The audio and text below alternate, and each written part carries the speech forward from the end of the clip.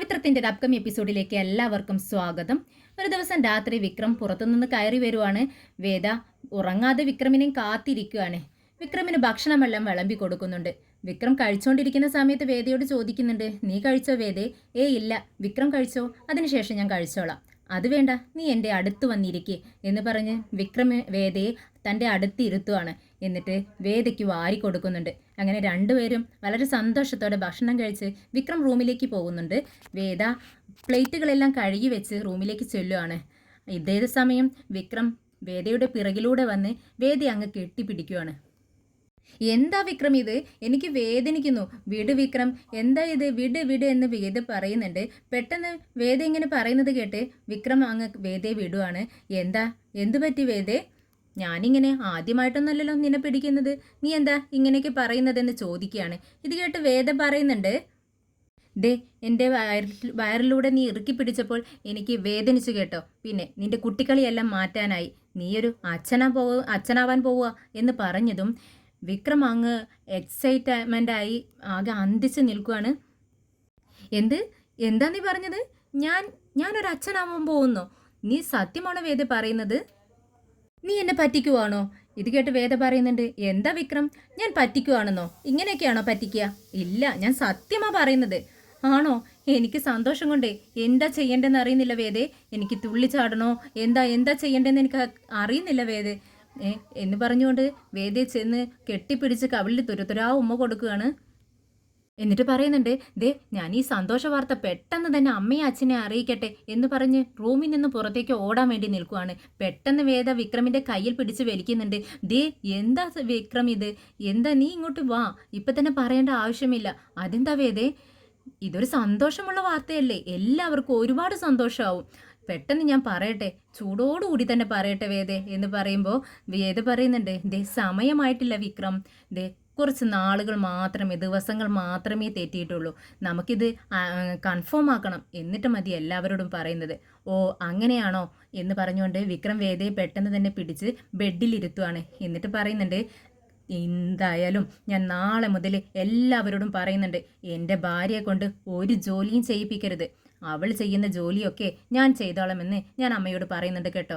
ഇത് കേട്ടതും വേദ പറയുന്നുണ്ട്, ഓ അതൊന്നും വേണ്ട കേട്ടോ, എല്ലാ ജോലികളും പ്രഗ്നൻ്റ് ആയ സ്ത്രീകൾ ചെയ്യണം, അതാണ് അവർക്ക് ആശ്വാസം.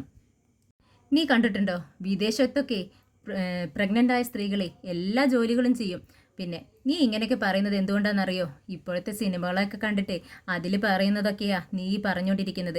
അങ്ങനെയൊന്നല്ല വേണ്ടത് കേട്ടോ. പിന്നെ ഒരു പ്രത്യേക തരം സിറ്റുവേഷനുള്ള സ്ത്രീകളുണ്ട്, അതിനനുസരിച്ച് ബോഡി വീക്കായിട്ടുള്ള സ്ത്രീകൾ, അവർ മാത്രമേ ഇതിലൊക്കെ ശ്രദ്ധിക്കേണ്ടതുള്ളൂ. നമുക്ക് അങ്ങനെയൊന്നുമില്ല എന്നൊക്കെ എല്ലാം പറഞ്ഞ് മനസ്സിലാക്കി കൊടുക്കുകയാണ് വിക്രം. അപ്പോൾ വിക്രം പറയുന്നുണ്ട്, എന്തായാലും നീ പറഞ്ഞപ്പോഴാട്ടോ ഇക്കാര്യമൊക്കെ എനിക്ക് മനസ്സിലാവുന്നത്. വേദേ, എന്തായാലും നീ ഈ കാര്യം പറഞ്ഞപ്പോഴേ എനിക്ക് ഉണ്ടല്ലോ ഇന്ന് ഉറക്കം വരത്തില്ല, നേരം വെളുക്കോളം ഞാൻ ഇത് ചിന്തിച്ചു കൊടുക്കും. അല്ല വേദേ, ഇനി ഒരു 10 മാസമാവണ്ടേ നമ്മുടെ കുഞ്ഞിങ്ങ് വരണമെന്നുണ്ടെങ്കിൽ, നമുക്ക് കുഞ്ഞിനെ കാണണമെന്നുണ്ടെങ്കിൽ എന്നൊക്കെ വേദ പറയുന്നുണ്ട്. വിക്രമിൻ്റെ സന്തോഷം കാണുമ്പോൾ വേദയ്ക്ക് ഒരുപാട് സന്തോഷമാവുകയാണ്. അതേ വിക്രം, നീ ഒന്ന് ക്ഷമിക്ക് എന്ന് പറയുന്നുണ്ട് വേദ. പെട്ടെന്ന് വിക്രം പറയുന്നുണ്ട്, അതേ ഞാനന്ന് നിന്നോട് പറഞ്ഞില്ലേ എനിക്ക് പെൺകുഞ്ഞിനെ മതിയെന്ന്. നീ പെൺകുഞ്ഞിനെ മതിയെന്ന് പറഞ്ഞപ്പോൾ ഞാനും പറഞ്ഞില്ലേ എനിക്ക് ആൺകുഞ്ഞിനെ മതിയെന്ന്. ഇത് കേട്ടിട്ട് വിക്രം പറയുന്നുണ്ട്, ആണായാലും പെണ്ണായാലും നല്ല ആരോഗ്യമുള്ള ഒരു കുഞ്ഞു മതി, രണ്ടായാലും നമ്മുടെ കുഞ്ഞ് തന്നെയല്ലേ വേദേ എന്ന് പറഞ്ഞുകൊണ്ട് രണ്ടാളും ചിരിക്കുകയാണ്. അങ്ങനെ വേദ വിക്രമിൻ്റെ തോളിൽ ചാഞ്ഞ് അങ്ങനെ കിടന്നുറങ്ങുകയാണ്. പിറ്റേന്ന് രാവിലെ തന്നെ വേഗം വിക്രം ചെന്ന് മെഡിക്കൽ സ്റ്റോറിൽ പോയി പ്രഗ്നൻസി കിറ്റ് വാങ്ങിക്കൊടുന്ന് വേദയുടെ കൈകളിൽ കൊടുക്കുന്നുണ്ട്. എന്നിട്ട് പറയുന്നുണ്ട്, വേദ നീ പോയി പെട്ടെന്ന് ടെസ്റ്റ് ചെയ്തിട്ട് വാ, എനിക്ക് ആകെ ടെൻഷനായിട്ട് വയ്യ എന്ന് പറയാണ്. ഇത് കേട്ടതും വേദ പറയുന്നുണ്ട്, എനിക്കും ടെൻഷനുണ്ട് വിക്രം, ഞാൻ പെട്ടെന്ന് ടെസ്റ്റ് ചെയ്തിട്ട് വരാം എന്ന് പറഞ്ഞ് അതുകൊണ്ട് അങ്ങോട്ടേക്ക് പോവാണ്. അങ്ങനെ വിക്രമാണെങ്കിൽ ഭയങ്കര സന്തോഷമായിട്ട് ഇങ്ങനെ നിൽക്കുന്നൊരു അവസ്ഥയാണ്. പെട്ടെന്നാണ് വേദ വന്ന്, വേദയുടെ മുഖമാണെങ്കിൽ മങ്ങിയിട്ടാണ് ഇരിക്കുന്നത്. എന്നാൽ വിക്രം ഇത് ശ്രദ്ധിക്കുന്നില്ല. എന്തായി എന്ന് ആകാംക്ഷയോട് ചോദിക്കുകയാണ്. എന്നാൽ വളരെ ടെൻഷനോടെയാണ് വേദ നിൽക്കുന്നത്. സോറി വിക്രം എന്നാണ് വേദ പറയുന്നത്. ഇത് കേട്ടതും വിക്രമിന് ആകെ ശരീരമൊക്കെ അങ്ങ് തളരുന്നത് പോലെ തോന്നുവാണ്. ഇത്രയും നേരം സ്വപ്നം കണ്ടതെല്ലാം മഞ്ഞുമല ഇടിയുന്നത് പോലെ അങ്ങ് ഇടിഞ്ഞു വീണതുപോലെയാണ് വിക്രമിന് തോന്നുന്നത്. അങ്ങനെ വിക്രം പറയുന്നുണ്ട്, ഒരു വിധത്തിൽ സാരമില്ല സാരമില്ല വേദേ, ഇനിയും ചാൻസ് ഉണ്ടല്ലോ, എല്ലാം ശരിയാവും, എന്തായാലും നമുക്ക് കാത്തിരിക്കാം എന്ന് പറയാണ്. എന്നാൽ വേദ വിക്രമിൻ്റെ മുഖത്തേക്ക് നോക്കിക്കൊണ്ട് അവൻ്റെ വിഷമം കണ്ടുകൊണ്ട് ചോദിക്കുന്നുണ്ട്, നിനക്ക് വിഷമമായ വിക്രം? ഏയ് ഇല്ല. വിഷമമായോ എന്ന് ചോദിച്ചാൽ ചെറിയൊരു വിഷമം. എന്താണെന്നറിയാവോ, നീ ഇന്നലെ മുതൽ ഇത് പറഞ്ഞതിന് ശേഷം ഞാൻ ഒരുപാട് സ്വപ്നങ്ങൾ കണ്ടു. എൻ്റെ കുഞ്ഞിൻ്റെ മുഖം പോലും ഞാൻ സ്വപ്നത്തിൽ കണ്ടു. അതുകൊണ്ടാണ് ഇത്രയും വിഷമമായത് എനിക്ക്. സാരമില്ല, നമുക്ക് എന്തായാലും ഇനി എല്ലാം ശരിയായിക്കോളും, ഇനി ദിവസങ്ങളുണ്ടല്ലോ, കാത്തിരിക്കാം നമുക്കെന്ന് പറഞ്ഞ് വിക്രമും വേദയും പരസ്പരം ആശ്വസിപ്പിക്കുകയാണ്. പിന്നീട് നമ്മുടെ നന്ദിനിയെ ഒരു സർപ്രൈസ് ഉണ്ട് നന്ദിനിക്കെന്നും പറഞ്ഞ് വിനയൻ പുറത്തേക്ക് കൊണ്ടുപോവുകയാണ്. കണ്ണൊക്കെ പൊത്തിപ്പിടിച്ചാണ് ഓട്ടോയിൽ നിന്ന് നന്ദിനിയെ ഇറക്കുന്നത്. ഇത് കണ്ട് നന്ദിനിക്ക് ദേഷ്യം വരികയാണ്. എന്താ മനുഷ്യൻ നിങ്ങൾ ഈ ചെയ്യുന്നത്? എന്തിനാ എൻ്റെ കണ്ണ് പൊത്തിപ്പിടിച്ചിരിക്കുന്നത്? എനിക്ക് നടക്കണ്ടേ? ഞാൻ എവിടെയും എങ്കിലും തട്ടി തടഞ്ഞ് വീഴും കേട്ടോ എന്ന് പറയുന്നുണ്ട്. ഇത് കേട്ടിട്ട് വിനയം പറയുന്നുണ്ട്, എടി ഞാൻ നിനക്കൊരു സർപ്രൈസ് തരാൻ വേണ്ടിയിട്ടല്ലേ നിന്നെ ഇങ്ങനെ കൊണ്ടുപോകുന്നത്. എന്നാൽ നന്ദിനിക്ക് ഇതൊട്ടും ഇഷ്ടപ്പെടുന്നില്ല. നന്ദിനി വിനയൻ്റെ കൈയങ്ങ് തട്ടി മാറ്റുന്നുണ്ട്. എന്നിട്ട് ചോദിക്കുന്നുണ്ട്, എന്ത് സർപ്രൈസ്? ഇത്രയും കാലം നിങ്ങൾ എനിക്ക് ഒരു സർപ്രൈസും തന്നിട്ടില്ല, എന്നിട്ട് ഈ പ്രായത്തിലാണോ ഇനി സർപ്രൈസ് തരാൻ പോകുന്നത് എന്ന് ചോദിക്കുകയാണ്. ഇത് കേട്ടിട്ട് വിനയം പറയുന്നുണ്ട്, ദേ നീ അങ്ങോട്ട് നോക്കടി എന്ന് പറയുന്ന സമയത്ത് നന്ദിനി തിരിഞ്ഞു നോക്കുവാണ്. അപ്പോഴാണ് ഒരു ഇരുനില കെട്ടിടം, വളരെ ഭംഗിയുള്ളൊരു കെട്ടിടം, പണി തീരുന്നതേയുള്ളൂ. അത് കണ്ടിട്ട് നന്ദിനി ചോദിക്കുന്നുണ്ട്, ഇതെന്താ ഒരു ബിൽഡിംഗ് അല്ലേ, അതിന് നിങ്ങളെന്തിനാ എന്നെ ഇങ്ങോട്ടേക്ക് കൊണ്ടുവന്നതെന്ന് ചോദിക്കുക. ഇത് തന്നെയാണ് സർപ്രൈസ്. ഇത് ആരുടെ വീടാണെന്ന് അറിയാവോ? എടി നമുക്ക് വേണ്ടി ഞാൻ കെട്ടിക്കൊണ്ടിരിക്കുന്ന ഒരു വീടാണ്. ഇത് കേട്ടതും നന്ദിനി ഓടി വീട്ടിലേക്ക് കയറുക കേട്ടോ. വിനയനാണെങ്കിൽ അവളുടെ കൈ പിടിച്ച് കയറ്റുന്നുണ്ട്. ആണോ ചേട്ടാ, ഇത് നമ്മുടെ വീടാണോ? അതേടി നന്ദിനി, ഞാനതല്ലേ നിനക്കൊരു സർപ്രൈസ് ഉണ്ടെന്ന് പറഞ്ഞത്. നമുക്ക് രണ്ടുപേർക്കും നമ്മുടെ മക്കൾക്കും ജീവിക്കാനുള്ള വീടാണ്. അപ്പോൾ നമ്മൾ മാത്രമേ ഉള്ളൂ, വേറെ ആരും ഇവിടെ ഇല്ലല്ലോ എന്ന് കുശുമ്പോട് നന്ദിനി ചോദിക്കുകയാണ്. അത് കേട്ടിട്ട് വിനയം പറയുന്നുണ്ട്, അതെ വേറെ ആരുമില്ല, ഞാനും നീയും നമ്മുടെ മക്കളും മാത്രം. ഓ, അപ്പോൾ നിങ്ങൾ രാജാവും ഞാൻ രാജ്ഞിയുമാണ് അല്ലേ എന്നും ചോദിച്ചിട്ട് നമ്മുടെ വിനയൻ്റെ കവളിൽ ഒരു ഉമ്മ കൊടുക്കുക കേട്ടോ, സന്തോഷം കൊണ്ട് നന്ദിനി. അങ്ങനെ വിനയൻ നന്ദിനിയുടെ കൈയും പിടിച്ചുകൊണ്ട് എല്ലാ റൂമുകളും പരിചയപ്പെടുത്തി ഇങ്ങനെ കാണിച്ചു കൊടുക്കുകയാണ് നന്ദിനിക്ക്. ഇത് ഇന്ന റൂമാണ്, ഇത് ഗസ്റ്റ് റൂമാണ്, ഇത് കിച്ചനാണ്, നീ മേലേക്ക് വാ, അവിടെ ഒരു സർപ്രൈസ് ഉണ്ട്, ഇതിലും വലിയൊരു സർപ്രൈസ് ഉണ്ട് എന്നൊക്കെ പറഞ്ഞ് എല്ലാം കൊണ്ട് നടന്ന് കാണിക്കുകയാണ്. എന്നാൽ ഇത് മറ്റാരും അറിയുന്നില്ല. ഇവിടെ ഉള്ളാലെ നടക്കുന്ന പരിപാടികളാണ്. കാശില്ല എന്ന് ഇവരിങ്ങനെ പറയും, എന്തെങ്കിലുമൊക്കെ നമ്മുടെ കമലാമ്മ വേണം കാശിൻ്റെ കാര്യങ്ങളൊക്കെ പറയുന്ന സമയത്ത്. എന്നാൽ ഇതെല്ലാം സ്വരുക്കുട്ടി അവർക്ക് മാത്രമുള്ള സമ്പാദ്യം ഉണ്ടാക്കുകയാണ്. അങ്ങനെ രണ്ടുപേരും ഒന്നും അറിയാത്തതുപോലെ വീട്ടിലേക്ക് തിരിച്ചു വരികയാണ്. പിന്നീട് നമ്മുടെ കമലാമ്മ റൂമിലേക്ക് ചെല്ലുന്ന സമയത്ത് നമ്മുടെ മാഷ അവിടെ ഇരുന്ന് ഇങ്ങനെ ഒരു ബുക്ക് വായിച്ചുകൊണ്ടിരിക്കുക. അപ്പോൾ കമലാമ്മനോട് ചോദിക്കുന്നുണ്ട്, എന്താ നീ ഇത്രേ വൈകിയത് കമലേ, നിനക്കൊന്ന് കിടന്നുകൂടെ, പടികളെല്ലാം കഴിഞ്ഞില്ലെന്ന് ചോദിക്കുക. ഇത് കേട്ടിട്ട് കമലമ്മ പറയുന്നുണ്ട്, അത് വിക്രം വരാൻ വേണ്ടി ഞാൻ കാത്തിരുന്നു. ഓഹോ, നീ ഇപ്പോൾ വിക്രമിന് വേണ്ടി കാത്തിരിക്കാനൊക്കെ തുടങ്ങിയോ? പഴയതുപോലെ നീ ഇങ്ങനെയൊന്നും ആയിരുന്നില്ലല്ലോ ഇപ്പോൾ കുറച്ച് വർഷങ്ങളായിട്ട് എന്ന് പറയാണ്.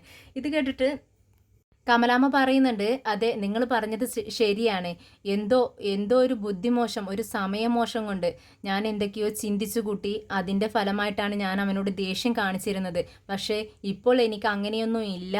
പിന്നെ ഞാൻ വരുന്ന വഴിക്ക് എൻ്റെ മകനെ കണ്ടു. അവന് വല്ലാത്തൊരവസ്ഥയിലായിരുന്നു. അവൻ ജോലി എടുക്കുന്നത് കണ്ട് ഞാൻ ആകെ പൊരി വെയിലത്താണ് അവൻ ആ ജോലി എടുത്തിരുന്നത്. അത് കണ്ടിട്ട് എനിക്ക് ആകെ വിഷമമായി.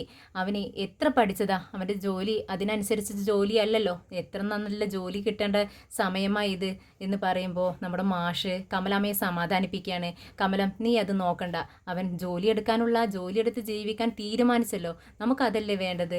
നമ്മുടെ മകൻ ഇത്രയും മാറിയെങ്കിൽ നമ്മൾ അതിൽ സന്തോഷിക്കുകയല്ലേ വേണ്ടതെന്ന് ചോദിക്കുകയാണ്.